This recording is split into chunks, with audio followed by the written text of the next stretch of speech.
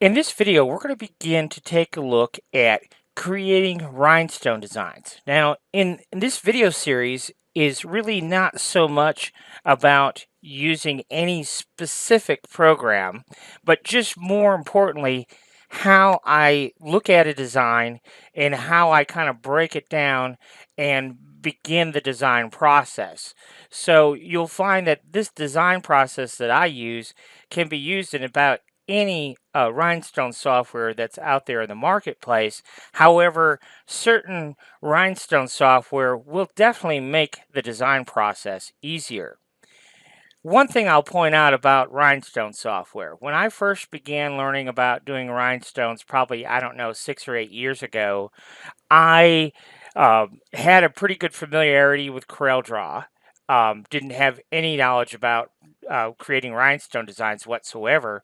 And so I set about buying various different programs. And what I found very quickly, in fact, the very first program I ever bought was a program called WinPC Sign. And back in the day, that was probably the software that like everybody was raving about. Now, not so much. Now there's all kinds of other programs in the marketplace, and everybody has an opinion.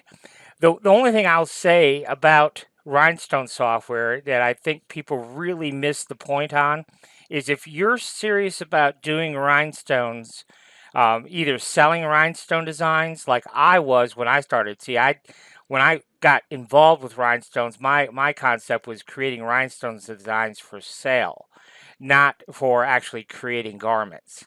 So, but if regardless, if you're looking to do rhinestones as a business, then I would really encourage you to spend your efforts learning a program. What I see so often just in the various rhinestone groups and things where people are spending a lot of time to learn one particular program, uh, primarily because it's cheap, and then so they've invested all this time and now they know how to use this program inside out and backwards, but then find it limiting, and so then they move to another software and have to learn it.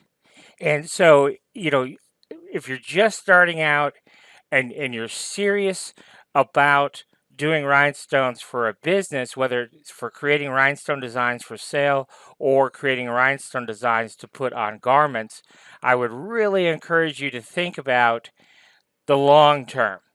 I could tell you, when I started out, like I said, I started out with WinPC Sign, and because that was kind of when the de facto software. There was a forum years ago. It was a T-shirt forum, and this is probably way before Facebook groups and all that kind of stuff. But there was a forum, a T-shirt forum, and everybody was talking about WinPC Sign for doing rhinestone designs. And yes, it's a functional program, and a lot of people created a lot of designs using WinPC Sign. But there's just better products came about, and so what happened is I wound up buying all kinds of software. I mean, literally at one point, I probably had every rhinestone software on the planet because there were numerous things that this program or that program wouldn't do, or you could do this in that program, but you couldn't do it in this program. Um, so I wound up with lots of rhinestone software, and honestly, I wasn't happy with any of them. And then I discovered that I could make something and kind of force CorelDRAW to do everything for me. CorelDRAW by itself has all the functionality we could ever need in regards to rhinestone design, but what it didn't have was automation. And so this is where EasyStone kind of became something. Is I just started out very simply, and the whole purpose of EasyStone was never to sell a software program. It was to create rhinestone designs as quickly as I possibly can, and also obviously the quality of the design, because I was selling rhinestone designs. They had to be absolutely meticulous and perfect, and so that was how EasyStone came about. So I'm not going to talk a lot about Easy Stone in this video. I will link a video in the description that will explain a little bit more details about what Easy Stone is and isn't for those who might be interested in looking at it. But again, the focus of these videos is really going to be on the design side more so than trying to explain how Easy Stone functions. You'll just kind of pick that up by nature. So if you already have a Rhinestone software, even if you already have a Rhinestone macro, you'll see that this whole process that I use can be duplicated in other software programs. So let's go ahead and get started and take a look at something. So I posted something on the Rhinestone Designs free to use Facebook group. If you're not already a member, you should look it up and become a member because there's a lot of good information on there. A lot of helpful people sharing all kinds of different things and designs and whatnot. But anyhow, I posted on there. Let me just scroll down here a little bit and find it. I posted on there that I wanted to do a series of video demonstrations. Let's see here. Here we go. So I was looking to do some video demonstrations, and I want people to post a design that they want to see me create, step by step. And so we had some good comments here. So here's one for, well, let me just go back because there's, so one person wanted to see Mickey Mouse. Okay. So Mickey Mouse is a what I would consider an advanced design. It's a complicated one. If you break it down into pieces, this is not a good jumping off point for those of us who are just starting out. So we're not going to start off with Mickey Mouse, but we're going to build to that. And in this series of videos, I want to start off with something real simple, and then we're going to build our way into Mickey Mouse here. So, and then someone says, well, I'd like to see a snowman with a red plaid scarf and a hat. This really interesting looking Prince design. And let's see what else we have here. So there was some there were some really good ones. So for example, this one says, I would love to participate. I'd like to find out how to design swirls and flourishes for leotards and skating costumes. If you look at our design, so if you go to easystonetemplates.com and you look at some of our designs, you'll note that we love to do swirls and flourishes. We have lots of really intricate designs using swirls and flourishes.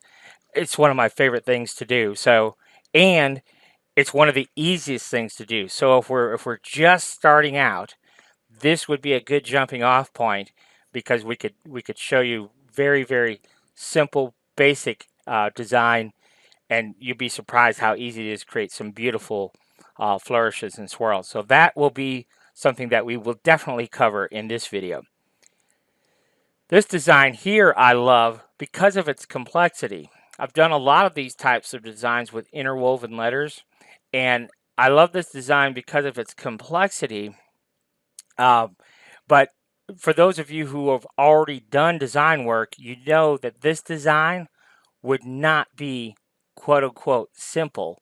But if we understand the process of design, we can break this design down bit by bit, and actually you'll discover it's actually pretty straightforward. Not easy, but pretty straightforward design to do. And again, this is a more advanced thing. We need to understand some basic skills before we jump off on the ledge on this one. So this is something I would like to build to in this series. Start off with some simple designs, build some skills, and then move into something more complicated like this. And then I'm not sure, I don't think they wanted this design made. That was just a thank you. So then this design showed up, and it says, I like my design done so bad. So this, first of all, the original artwork provided is very minuscule, very tiny. It's very difficult to see even truly what it is. But I could just tell you by looking at it, not all designs, are even feasible to do in rhinestones. And that's part of that design process, is educating our customers, what expectations can you have, and what we can actually physically do. And a lot of times, you'll probably see it in a video at some point in this series, where we can take a design that's extremely complicated like this one. This one would not be at all feasible to do in rhinestones. But what we can do is we can break the design down a little bit, simplify it a little bit, and still get that same feel of the logo or design that they're looking for, but maybe not have every single little minute design element like this one. I mean, this has just got a lot going on, and if we tried to pack all that in rhinestones, it would definitely look like a real mess. But again, we could probably break it down a little bit and still give a customer, a happy result with our design, but it just may not be exactly uh, what they originally give us in the artwork. We just have to manipulate it a little bit. All right, so, and then let's see here. This one. This was a good jumping off point because it's a very simple design. There's some things I'd like to talk about as far as, just that whole thought process of how you go about creating the design. So this would definitely be a simple design to do. And I'm not sure, I'm assuming they wanted this design done. And this is another one that's a little bit complicated. You can see there's, like, for example, this little design element right here on our sleeve. That's what I was talking about, simplifying the design. So obviously, we could not do this in rhinestones. That little bitty design element there, could not do that in rhinestones. So the rest of the design we pretty well could do. So we would just eliminate that one element, and maybe even these little extra details here on her sleeve and stuff, maybe that's not even that necessary, and still give the feel of the design that they're looking for. The other thing that I think would be challenging in this design is all of these outlines. I don't know, without actually talking to this person, if that was something that they truly wanted in the design, but Alabama has a thin black outline and then a red outline, and so does the girl text. So we might simplify that and not do all those outlines. I could tell you just from experience, there's only so much dimension that we have to work with. In order to fit it on a garment, that's obviously the first question to ask is, how big do you want this design to be? But I could just tell you from experience that this word Alabama with all of these outlines would be very complicated to do and squeeze it all into, say, a 10-inch wide design, which when I'm doing t-shirt design, that's kind of unless somebody tells me otherwise, that's kind of the maximum width I would do. Um, it would be challenging to do all those outlines and make it all look really good, in only a 10-inch wide space that we'd have to work with. So these are all different considerations we take when we first begin our design. Okay.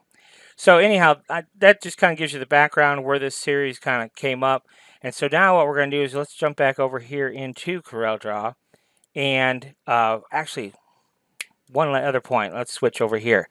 So these are a couple of flourishes that we're going to take a look at. So this was one of them right here.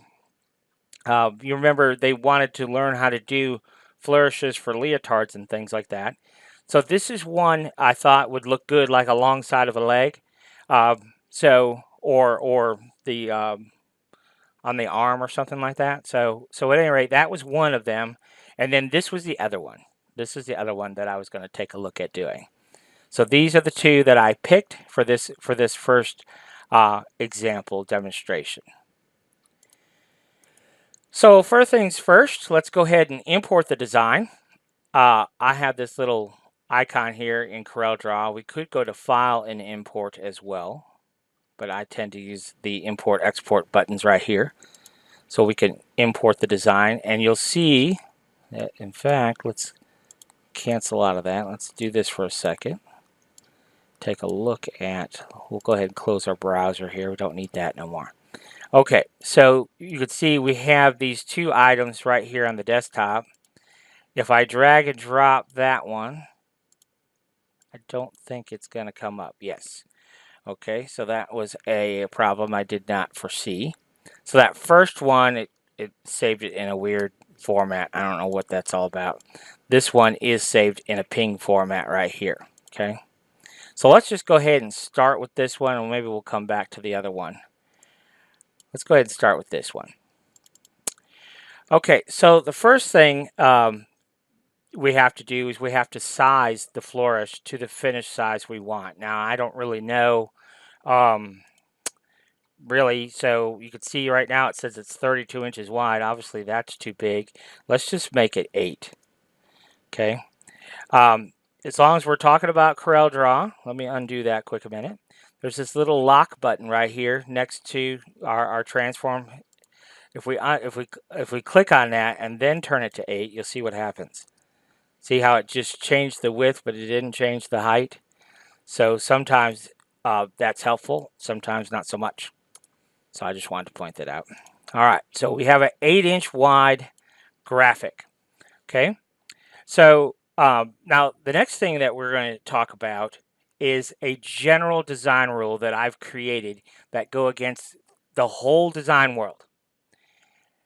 When I started years ago with WinPC Sign, it was all about quote unquote converting a vector file to a Rhinestone design.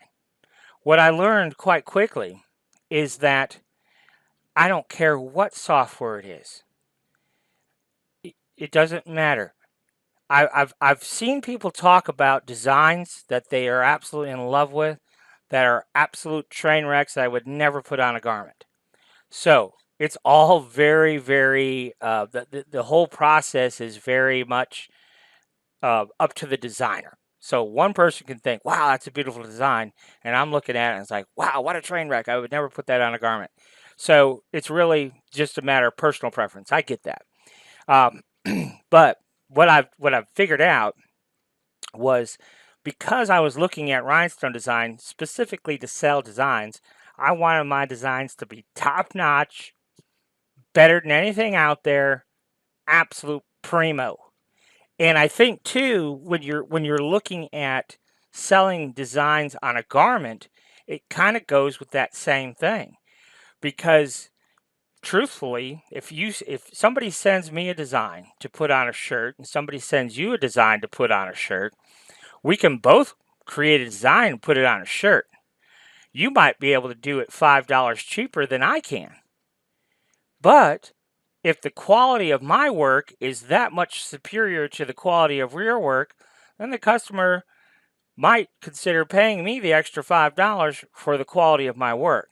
So that's why I think it's so important when it comes to creating Rhinestone designs that we keep that in mind. Is yes, we might be able to get it done quicker with a push of a magic button and get an okay result that we can slap on a shirt.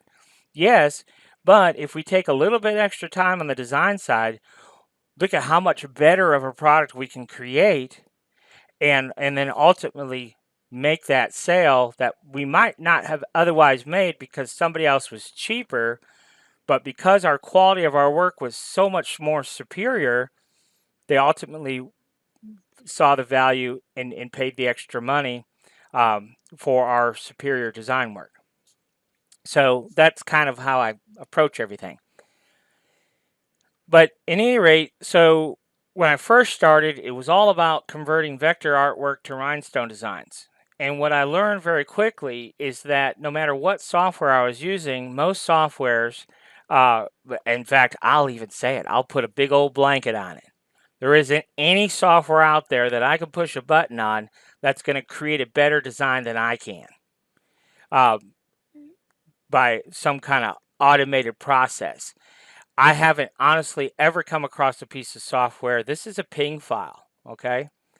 I can convert that to a vector in about a second. You want to see me how to do it? Trace bitmap, outline trace. I always use the low quality image function. And it's going to take a look at it. It's going to actually create a vector. So now let's switch over to wireframe mode. So this is my bitmap, and this is my vector file. It's just that quick. And if you look at it, you can see this is actually a pretty clean vector file. I mean, those outlines are nice and crisp and curved, and it just so happened that that ping file was actually a really quality ping file. It doesn't always work that way, trust me now. But at any rate, there you go. So now we have a vector, and now we're going to click some magic button here to convert that to rhinestones. No, we're not going to do that. You're going to see that the design that we ultimately create, there is no magic button we could push in any Rhinestone design software that could create the design that we're about to create in any type of automated fashion. It does not exist, probably because of the complexity of what we're about to do. There never will be a design software that we can click a magic button and poof. So, at any rate, let's get to work. So, anytime you're doing a design, it's really about the designer. It's really never about the software that we're using. The software that we're using is completely irrelevant. It's just about the design, okay? So one of the first considerations we have to make in any design work is what size rhinestones we're going to use. Now, I know looking at this design exactly what size rhinestones we're going to use, but you may choose something completely different. Okay, so we're going to be using, in this design, we're going to be using SS16 stones, we're going to be using SS10 stones, and we're going to be using SS6 stones. Okay, and if you think about the purpose of the design, you remember the original question was they wanted to learn how to create flourishes for dance leotards. Well, if you look at dance leotards and just, gowns and things that have rhinestones, you know that multiple size rhinestones are used on those types of garments. And ultimately, if you look at a design that has all SS10 stones and then you look at a design that has a multitude of rhinestone sizes, you'll see that the ones, at least from my perspective, the ones that have more than one size rhinestone, it's always more appealing because there's just more to look at. There's different textures and things because there's, several different size rhinestones. But in this case, this design begs us to use different size rhinestones. Could we create this design using all S10 stones? Yes, we could create a version of this design using all SS10 stones, I'm sure. But the quality would definitely be different. Okay? So we have our bitmap here in CorelDRAW. We're going to right click on that and choose lock image. And now we still have our image, but we can't move it accidentally. So now the next step is to place some rhinestones. So because we're using Easy Stone here, you could see here that we have different size rhinestones that we have available: 6, 10s, 16s, 20s, and 30s. And you could see over here the current stone color is crystal and the current size is SS10. So to change the size of our rhinestone, we would just right click on one of these squares and you could see that now we have SS16 stone selected, or SS10 stone selected now, SS6 stone selected now. Okay. And then likewise, if we wanted to change the color, it would be the same. We would just right click. If we wanted to lay down a specific color of stone, we would just right click. In my case, I just want to use crystal for this design. So I just right click on crystal and you can see, so we're at crystal, we're at SS6. Let's drop some stones. And so the first thing we're going to do is down here it says add stones. If we right click on add stones, that brings us up an eyedropper where we can drop a stone. So I'm just going to click with my mouse and you can see now we have a tiny little stone there. And then I'm going to come back over here and just switch the size of my stone. And now we have a 10. And one more time, right click. And now we have an SS16. And then you notice that this is pink. This is pink because it's telling us we're still in that function. If we hit our escape key, now we are out of that function. Okay. So now you can see we have these 3 stones here. And let's just move them up into our design area a little bit closer. And let's just zoom in here and take a look. So as part of this design process, what we always have to do, and you'll see it as we go through this video series, literally this is the same basic process that we always go through when we're evaluating a design. I don't know. I know the size rhinestones I want to use, but I don't know how those stones correlate to the artwork. So what I mean by that is if you look at this stone, for example, you could see. Now, could we use an SS16 stone there? We could. I mean, there's nothing telling us we can't. But you could see that that SS16 stone is much larger than the original artwork. So what I would do is push that away and take a look at that. Now, hey, now that is just a bit larger than the original artwork, so that might be more appropriate to use there. What about this one? Well, you can see now that's almost dead on, right, of the original artwork. It's just a little bit smaller, and so we could use that too. So it's up to us. We're the designer. Now imagine if you were going to click on some magic button over here, how would the software know what we want to do? How would the software know? Well, we know that it might eliminate the SS16 size, but because the SS10 is only slightly larger and the SS6 is slightly smaller, how would the software know what we want to do? There's no way for that intelligence to exist from my perspective. So, at any rate, here's what we're going to do. We're going to create this little loop-de-loo here. So what I'm going to do is I'm going to bring in this stone right here and place it there. Okay, so that's my starting point. Now, anyone can do this. And trust me, I've done literally thousands of designs. I know what I'm talking about. As you begin to really understand your design work, this design would probably take you 5 minutes to do.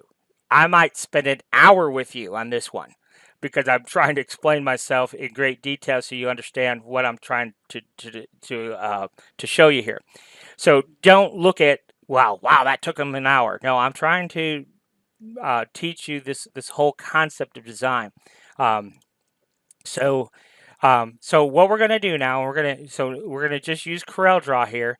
When you pick up a design or pick up an element, see how we're moving it around? Every time I hit the space bar, look what it does. It drops it. Now I'm going to deliberately, okay, and then we could zoom out and we can go back in and hit our space bar, or we can right click on our mouse. Now hitting the space bar obviously probably makes more natural sense, but if we right click our mouse, it does the same thing.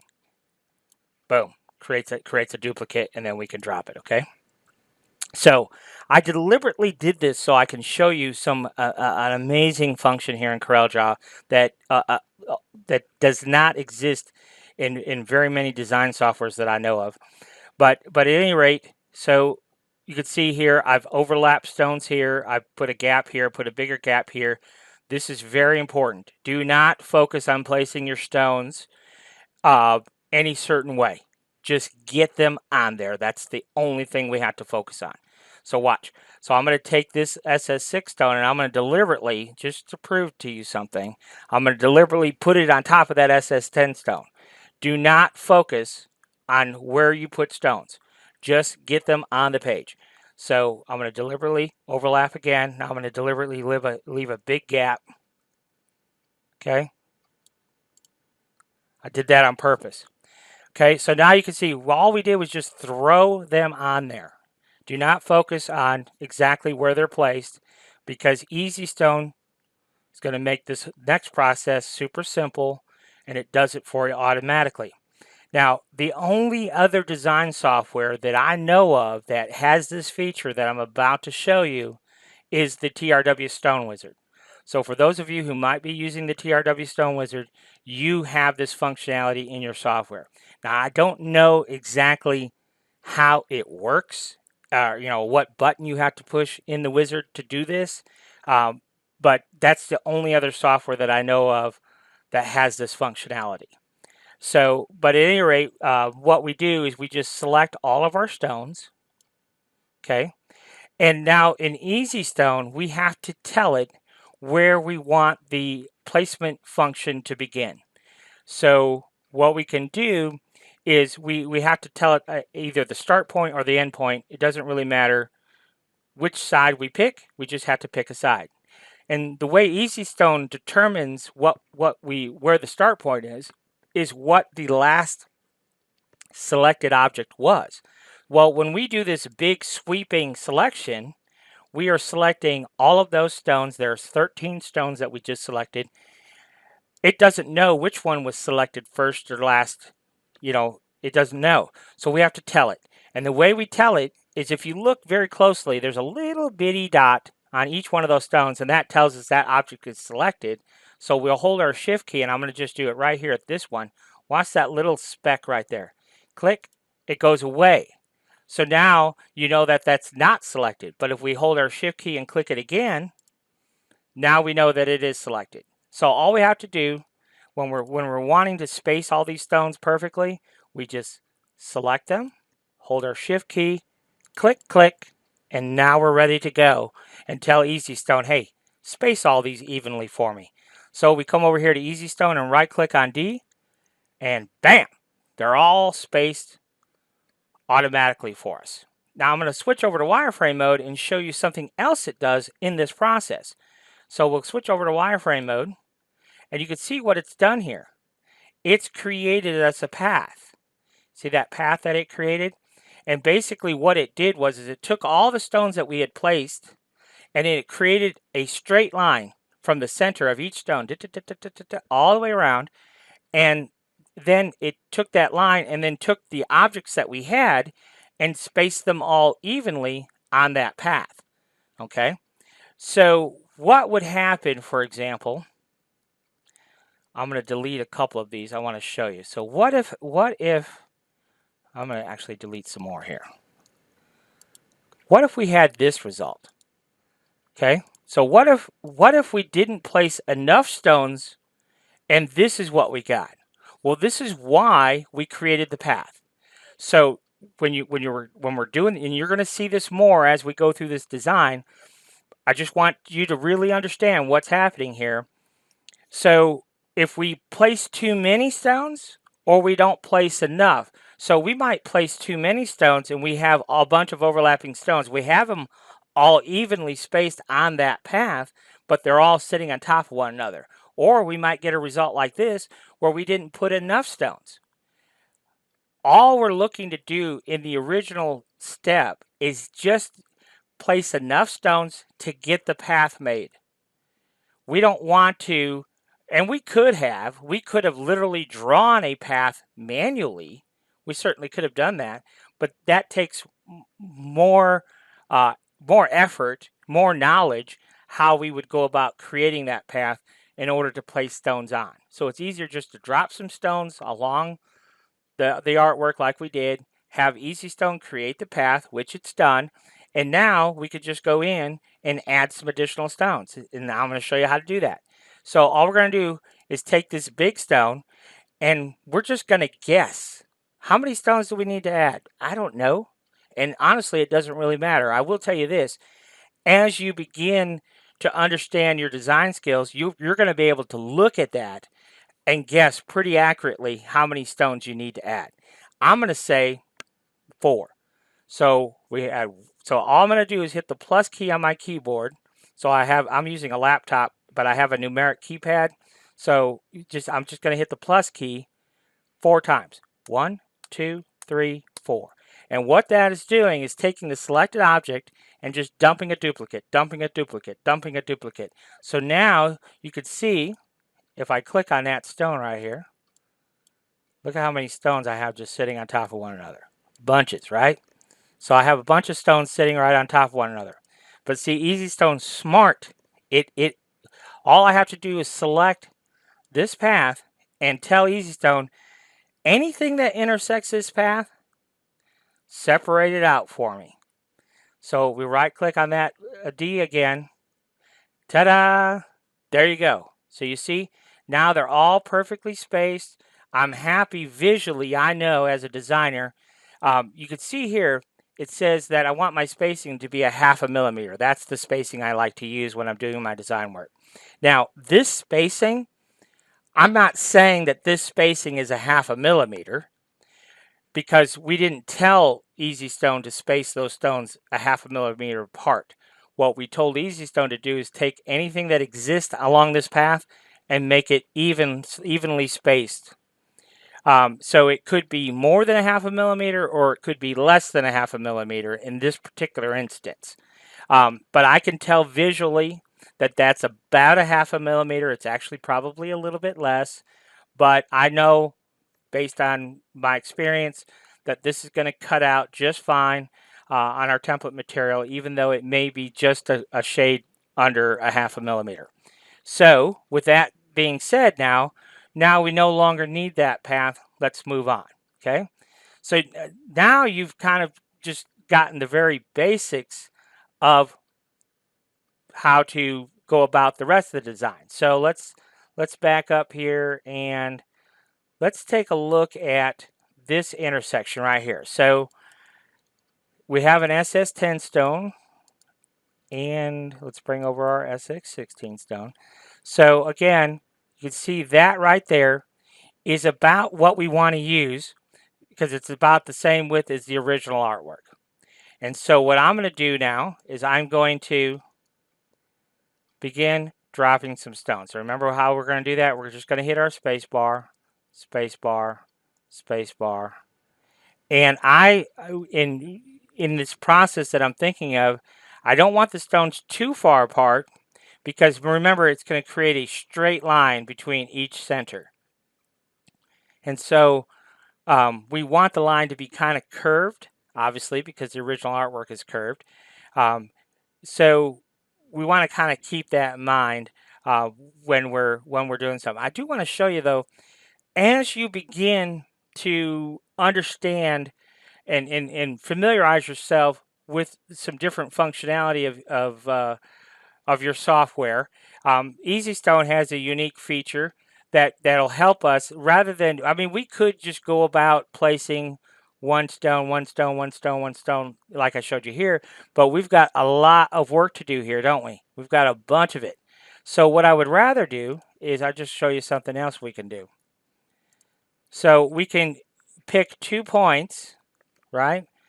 And so we have this stone, and then we have this stone, and then we can just tell EasyStone, hey, will you connect these 2 stones and put some stones in between?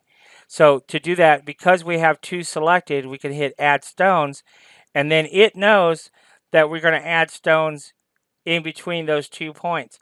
But what it does is it adds stones. Yes, it does do that, but it only does it in a straight line. So I'm going to undo that quickly, because if we hold our control key down and hit add stones, it actually goes into a second mode, which if we zoom in here, let's go switch over to wireframe mode. We can, this path that we have here, we can just take that path and bend it. Okay, so there we go. So now you can see that we've bent that path, and now we have that first line of stones, and it's just quicker than just doing it one stone at a time. So to create the rest of this, I might go to the next area I want to do. And if you look closely at this, the curve goes up and then kind of comes down. So we're going to do the same thing, right?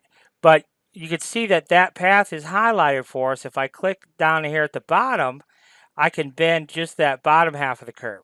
So see how that bottom half of the curve gets bent, but not the top half? And this is all more Corel Draw functionality than EasyStone functionality. This is just a function of Corel Draw. And we can pull this out.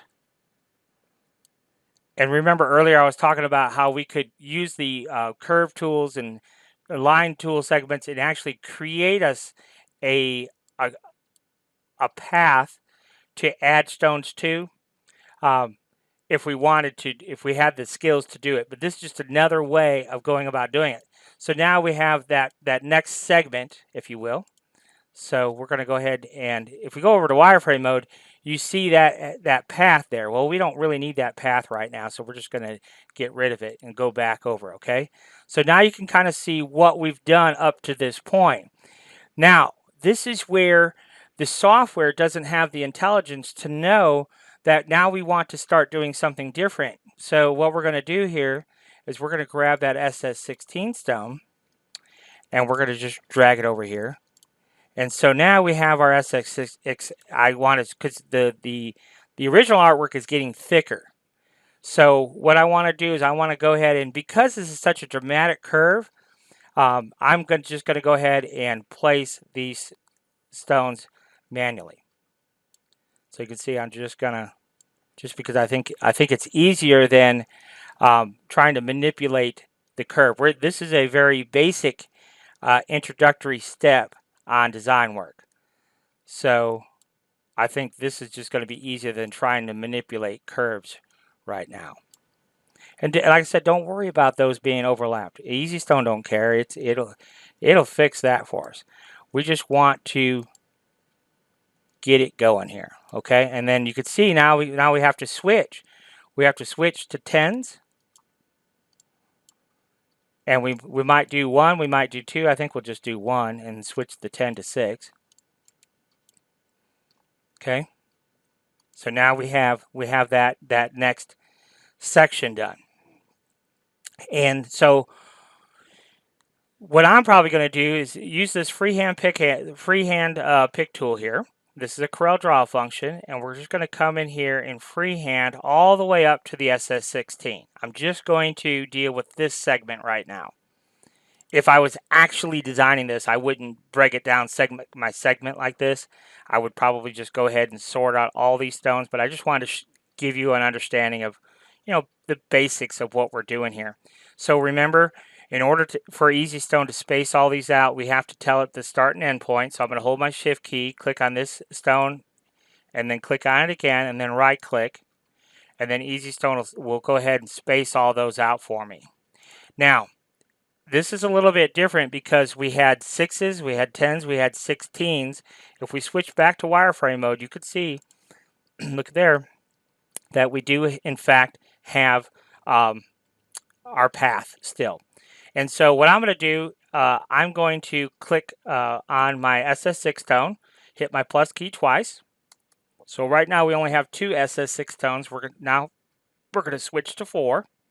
I am going to hit my SS10 stone twice. Now we have 1 stone. Now we're going to have 3. And then I have to guess how many more SS16 stones do I need so the spacing is not so great. I have no idea. But I'm going to do 3 of those too, okay? And now we can take our path here, right click, and see how, ooh, boy, I'm good. Look at that. All right, so you can see now that our spacing is pretty good. Visually I can tell that that's about spot on, but look at right here. Remember we had 2, but now we have 4. We had 1, but now we have 3. And then, boom, we have all of our SS16s. And you know what? I'm happy with that. So we go ahead and delete that. Okay? So now, obviously, the next thing that we have to take a look at is you can see, now we could stop there, obviously, but you could see the original artwork was thicker in certain areas. So how would we go about doing that? Well, basically, because we're the designer, we get to choose how ultimately we want this to look. So I'm going to go ahead and come in here, and right here, and a lot of times when I'm doing this, I always try to put it in an intersection. So now we're going to do this inside part, and like I said, I do usually try to do it on an intersecting point. I have OCD, so I don't know why. I like that better than this, and I have no idea why. Okay, so anyhow, I would kind of do basically the same thing. So I'm just going to place a few stones how I think they need to be. So we'll just come in here. So I'm using 6s right now. I might switch over to a 10 here.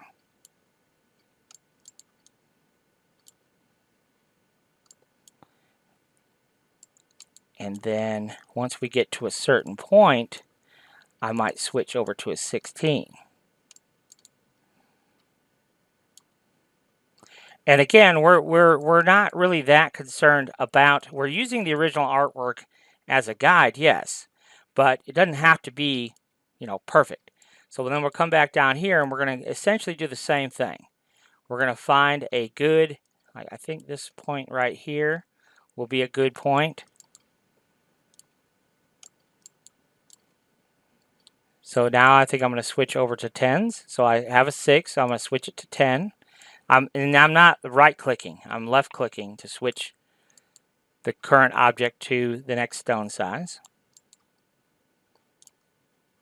And here I am deliberately being a little bit more careful on spacing, just out of habit, but you don't have to be, because we're going to ultimately sort all these stones, and so everything is evenly spaced. That's one of the things, if you have OCD, you got to have perfect spacing. And I'll tell you, that feature that takes a bunch of objects and spaces them evenly, it's so funny, because I had a lady help me with the development of this, and we worked on that formula, just that one function, I kid you not, for 6 months to make it function. And there's a lot of complicated math going on to make that function work, and we just could not understand. We tried, all kinds of different mathematical formulas to get it to do what we wanted it to do, and it was just a real struggle. And literally, I'm on my way to the post office one day, and I'm thinking, the formula just literally popped in my head. And so anyhow, I gave the lady who was helping me do the program, I gave her the formula, and literally we had it done in 5 minutes. As soon as I gave her the formula, she programmed it, and boom, it was. But it was just kind of funny how it all happened, because literally every waking moment, the two of us for 6 months, I knew I needed that functionality, and we tried. It seemed like a million combinations, and we just could not get it to work. And finally, it popped in my head, and we had it done in 5 minutes. So it's just kind of a funny process. All right, so now you can see what we've done. You can see that obviously they're not evenly spaced. And when I'm looking at rhinestone designs, oh, it drives me crazy when stuff is not evenly spaced. And if you look at the design, if in fact, if let's just do this, so you can see. If we pull this out right now and throw a weed box around it, I mean, you can see it's not bad. I mean, it's pretty good, but it's not right. So, at any rate, let's go back up here and let's show you the next step here. So, what we have to do is we have to select all of these stones on the inside and space those evenly. And the way we do that is we use Corel Draw, and you've seen me make a couple of selections already. And this is another one that's kind of complicated, but once you understand how to use Corel Draw, it's actually quite simple. Yes, you do have to control your mouse pretty good. But we're going to go back to our freehand pick tool. But what we're going to do is the freehand pick tool has an option. If we hold down our Alt key, we don't have to actually encompass everything. We just have to touch it. So watch. So all we have to do is bring our freehand pick tool. See how we're just slicing through the center of these, the edge of them. We just have to barely touch it. And I'm going to deliberately grab a few extras here on purpose. So you can see we did pretty good as far as selecting everything. But you can see that dotted line, we just barely touched everything. Now, if we let go of our mouse, you can see what's happened. You see all those little tiny dots of everything that we had crossed over with that freehand pick tool using the Alt function. But you can see here we accidentally selected some, and that's pretty common. And so a lot of times what I'll do when I'm making a complicated selection like that, I'll just change the color quick. And now I have a visual representation of what's actually selected. Now I can undo that color change, hit Control Z, and I know that, aha, I've got some extra stones down here. Hold my Shift key, click, click, and click. I'll change it back one more time just to confirm that I have just what I want selected. Yes, I do. I'll undo that again by hitting Control Z, and now I'm ready to space the stones. So again, in order for Easy Stone to space those stones, hold down our Shift key, come in here, select, right click, and now you can see that all those stones are nice and spaced apart, and we're good to go. Okay, so let's just keep going. Here's what I'm going to do. okay, because I know this video is getting kind of long. But here's what we're going to do. We're going to finish this inside section, and then we're going to call it a day. And then I'm going to go ahead off camera, finish this other side. But it's the same process, so you don't have to necessarily watch every single step. But let's go ahead and do this inside loop, and then we'll go ahead and end this one. Okay, so we're going to place a stone there, and we'll just come in here. And all I'm doing again is moving this with my mouse and hitting the space bar, obviously. I think this is probably for starters, people just starting out in design. I think this is the easiest way to do it. You know, you've already seen that, yes, we can create paths and all that stuff. In fact, I'll go ahead and use that process here. I'll go ahead and come down here. We will add stones. We will manipulate that path just a little bit. See there? We can now delete that path. We'll come in here and we'll create another path. And we'll bring this down. Good. Now we can delete that path. And then, just for fun, we'll go ahead and connect one more path. And literally all I'm doing is grabbing the path and pulling it down. That's it. I'm not doing any other manipulation other than that. Okay? So there you go. You can see there, all those stones have been placed. Let's go ahead in wireframe mode and take a look at what we've got. We've got a couple of paths that we no longer need, so let's just select everything. Get rid of those paths. Bingo. Okay. So now we have to do the same thing. We've got to select all those stones that we just placed along there to create us a path. Go to our freehand pick tool, hold down the Alt key, and we're going to swipe through here. Swipe through here, and again, and sometimes I'll even scribble. See there? You could scribble. If you don't know if you got it and you're not zoomed in tight enough, just that ain't going to hurt nothing. You can go loop-de-loop-de-loop-de-loo. It don't matter. Okay? So now I would go ahead and switch colors. Yes, I have just what I wanted. Undo that. We'll hit Control Z. Pick my start and end. Right click. Beautiful. Now, we have a path all the way around. You see that there? So now I could just come in here. Let's switch back over to wireframe mode. I will duplicate, because that spacing you can see is definitely greater than that one or this one. So I have no idea. I just hit my plus key a bunch of times. Maybe 8 duplicates, something like that. I really have no idea. And just right click. Ooh, that's too much. Now you can see how tight that is. And that happens. So let's undo, let's delete 3 of them and see what happens. Better. Look at that spacing. Look at that spacing. Look at that spacing. I am going to go ahead and delete 2 more. I might have hit my plus key more times than I thought I did. Ah, yes. See that spacing? It's more in line. Perfect. And I could just tell visually that it's about right. Okay. So let's go back over. You can see here. All right. So now let's go ahead and continue this little guy in the middle, and that will more or less give us the rest of it. Okay. So let's go ahead and place some 16 stones where I know I'm going to want some 16s. You can just look in the design and see that, okay, we'll do a 16 there. We're going to do a 16 there. We're going to do a 16 there. We're going to do a 16 there and there.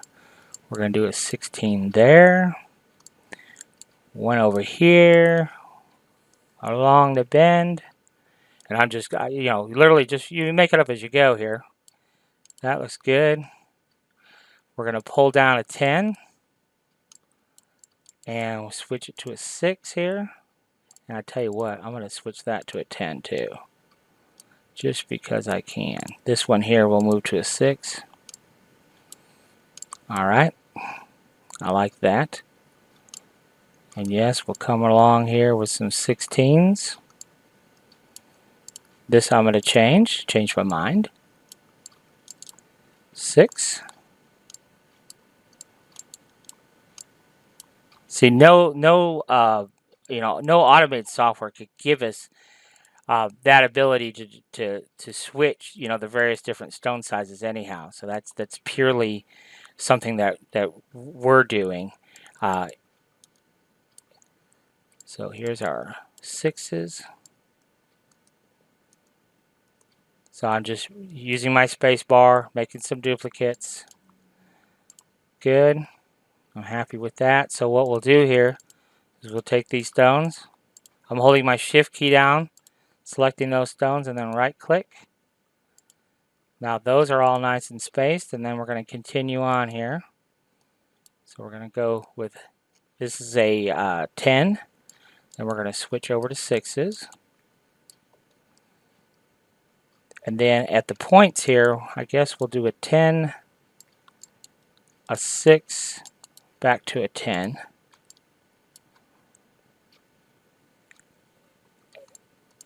Okay, so we'll do a 16 there.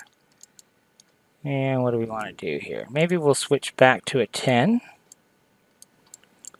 And then I'll do a 6 in there. So that's a 10 right here, but I think I'm going to switch it to a 6. So I can also put a 6 there. And then we're just going to keep coming along here. So I'm going to actually nudge that one, nudge this one.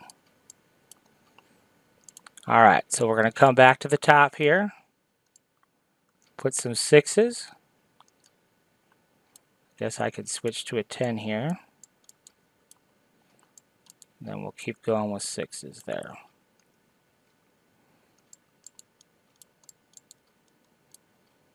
So you can see what we've done here. We've created this whole series of stones, and this is a 6. So I might switch that over to a 10. Yes. And then you can see we have this extra little gap here, and that happens sometimes. Where you see that little gap. So we'll just manipulate that a little bit, move this down. Done. So now what we have to do is all of these we've got to space so everything makes more sense. So our freehand tool, our Alt key on our keyboard, we're going to slice through what we want to. We're going to switch our stone color to make sure that just what we want to space is selected. It is. Oops. Now I actually went too far and undid too far. So back to our freehand pick tool. Pick what we want to space evenly. Change the color, yes. Undo only once. And then hold our shift key. Start and end point. Right click. And there we go. So you can see, but we do have an intersection here. So we'll just go ahead and move that back to a 6. Now let's pull this off and take a look at what we've created. So there you go. So you can see what we've created up to this point. Everything is, looking like the original artwork. Let's go ahead and pull a copy down.